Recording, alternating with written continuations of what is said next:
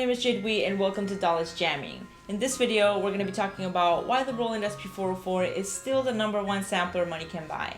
But first, let's talk about this giveaway.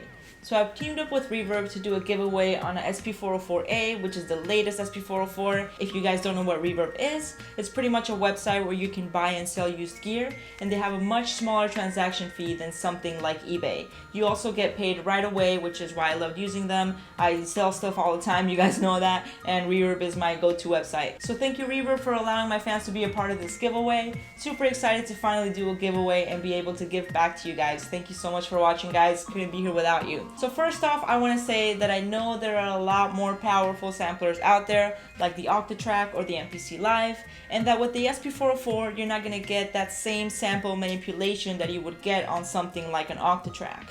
But when using the SP-404 compared to those other devices, which I have owned the Octatrack and the MPC Live, I feel like the SP-404 gives you more of a human connection to like an actual instrument, and here's why. So when looking at something like the MPC Live, I mean, it's pretty much software with a hardware controller. That's pretty much what it is. You know, you still have to menu dive. It's kind of like working with a tiny doll inside of a hardware. The Octatrack is super amazing, but it's too many options. Like, there's just too many ways of using the Octatrack, and here's what happens. You use the Octatrack, you know, you learn how to do a few things, and let's say you stop using it for like a month. You turn it back on, you don't know where to start, you don't know how to begin, you know? I'm not saying that it's impossible to master the Octatrack, but you have to be super determined. Like, obviously, Cenk from Electron has been on that thing for like 5 to 7 years, I don't know how long, probably since it came out. It's a machine that requires a lot of learning and a lot of programming. So the difference between something like that and an SP-404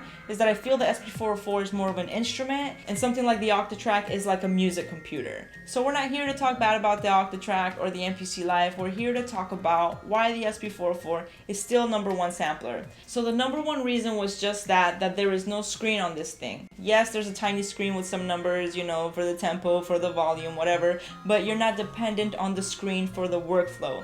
Everything is muscle memory. And yes, you can gain muscle memory from using the Octatrack or the MPC Live or anything else, but there is nothing else like this that gives you that speed and working and just being able to come up with ideas so quickly than the SP-404. So there's a couple ways of using the SP-404. Some people just load up a track in it, like a track that they made either in the DAW or somewhere else. Like, for example, in this jam, I made this track on the analog rhythm and on the digitone. Then I loaded it up on here and then added effects on top, did all that like stuttering and the tape effects and all that. That's one way of using the SP-404. A lot of people use it that way. Another cool way of using the SP-404, which is, you know, the main way that a goat would do it, would be to sample into the SP-404. So the SP-404 has 3 ways that you can sample into it, which is pretty great. It has the little tiny microphone at the front. That's not the greatest, but you know, it's nice to have. Then it has the RCA inputs, which means that you can go straight out of your instrument into the SP-404 and just sample like that. The other way is you can use the input in the front, which is mainly for like a microphone, but you can use it for anything really. So there's 2 ways of setting up tracks on the SP-404. There is the sequencer, which is kind of built around like a metronome and bars. You got to set the amount of bars. A lot of people don't like using this. I'm one of these people. I love the resample method because I don't like being tied to like a certain BPM and, you know, having to think about what I'm doing. Like, I've tried it before. It's not like I haven't tried it at all. I tried both ways and I've just decided the resample method is what works best for me. You know, everybody is different, so definitely try both out if you're trying to figure it out which one you like more. So the reason that I love the resample method is because it pushes me to work in a way that I wouldn't. Like, if I'm thinking about how many bars something is gonna have, then it's like I'm automatically putting that like restraint on my creativity, on like my idea, you know? So like with the resample method, maybe I'll do something that I wouldn't if I was like tied to that sequencer. So the way that the resample method works is pretty much, let's say you have a track on pad 1, you're gonna take that pad and you're gonna copy and paste it onto all the other pads, and then you're gonna add your chops, like your beginning point and your end point of each sample for each pad.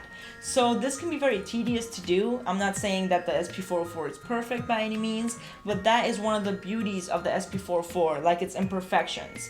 So a lot of people were complaining when Roland came out with the SP-404A, how they could have improved a few things, you know, like how they pretty much just like put a paint job on it. I mean, technically that's all they did.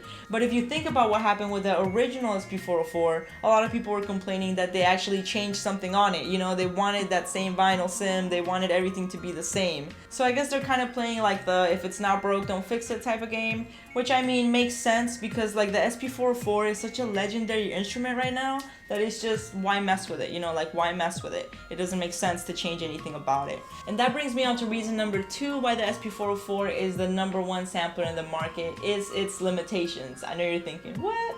Yes, it's limitations. Too many options. Think about this. If you go to a restaurant and the menu has like 100 options, you're gonna be overwhelmed, right? That's exactly like the perfect comparison, because like the SP-404 does a few things and it does them in very few different ways. So like I said, there's the resample method, there's the sequencer, there's only a few tools that you have, but there's many ways of using those tools. So one cool thing that I love about the SP-404 is like that sidechaining that occurs when you run out of polyphony, which is crazy to think about because like, you know, normally running out of polyphony is like a terrible thing, right? You don't want to run out of polyphony. But by having to like lift your finger up before you hit that next pad or that one's gonna get cut off, you create that sidechaining, you know? So it's like little things like that that are kind of like errors, but they've allowed people to like make amazing music and like a crazy new genre, which is lo-fi. Every amazing artist right now, especially like smaller artists like Maya Elk, Flobama 91, they all use the SP-404 in different ways. These are underground Instagram artists, you know, that not a lot of people know about, but the people that are into this device know who they are because they kill it on this device, you know? So I said before that the resampling method can be tedious, and yes, this is true. Like sometimes you'll spend 2-3 hours doing something and then it doesn't turn out to be anything, but like it's fine because you're enjoying every minute of it. You know, it's not like you're trying to figure out what menu you're in, what inputs to turn on, you know, like all that stuff, like all this technology kind of like slows you down. And I feel like as an artist, you need technology to get out of the way. Like you're not in a rush to finish something, you're actually enjoying the experience of using an instrument, and that's one of the most amazing parts about the SP-404.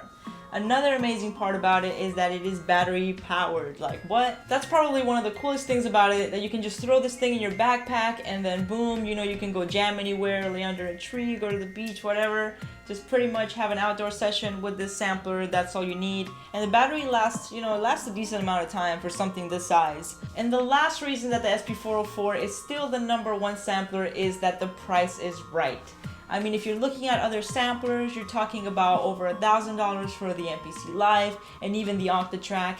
This thing, you can get a used one for around 350 bucks. The SX and the A, there's really no difference except the paint job and maybe like the pads look a little bit different, but it's pretty much the same exact thing. Still a classic. This is a future classic for many years to come. I really think so, especially like with all the new ways of artists sharing their music. We're gonna see more and more bedroom producers making music and being able to share it with the world and us learning from them. So that's it for this video, guys. I hope you enjoyed it. Don't forget to check out reverb.com if you want to buy and sell used gear. Definitely sell some gear if you're feeling stressed and you're feeling like you're not getting anything done. Also, don't forget to check out the giveaway, guys. Don't forget about that giveaway because, you know, an SP-404A could be yours, and who wouldn't want an SP-404? Come on now.